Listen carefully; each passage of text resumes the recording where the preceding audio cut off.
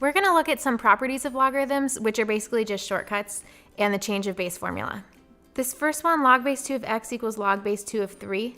If you have the same bases on both sides, and you're taking the log of everything on the left equals the log of everything on the right, you can cancel the log base 2's, so then we have x equals 3.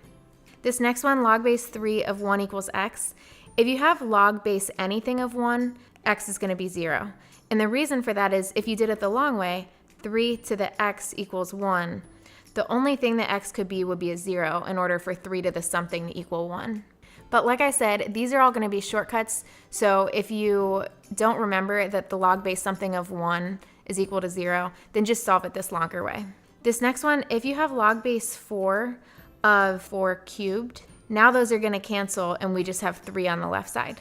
Or if you wanted to do it the longer way, you can rewrite this in exponential form. 4 to the x equals 64, and 64 would be 4 cubed, so x would equal 3. Natural log of e to the 7th, that's going to be using the same property. Natural log is the same as log base e, so we have log base e of e to the 7th, so those cancel and you get 7. Same with this next one. We have the common logarithm, so there's no base here, which means it's a base 10 of 100. We can rewrite 100 as 10 squared. Now those cancel and we're left with 2. Number 6 is similar. We have log base 5 of 5. So we have the same base of the log and the same base of the exponent. The exponent's a 1.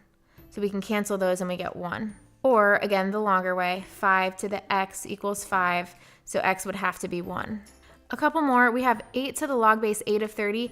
If the base of the exponent and the base of the log, again, are the same, we can cancel those and we're left with 30.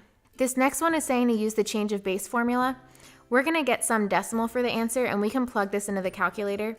So the change of base formula is just saying that as long as we have the same bases, we can do log base anything of 20, log base anything of 3, where 20 is the number that was here and the number here is what used to be your base. So if you're plugging this into the calculator, I would just have it be base 10 because that's what your logarithm button is in your calculator. When you see the log button, it's just log base 10. So I would rewrite those both as log 20 over log 3, plug that into the calculator, and you get 2.73. But like I said, you could use any base. So if we wanted to, we could do log base 7 of 20 over log base 7 of 3.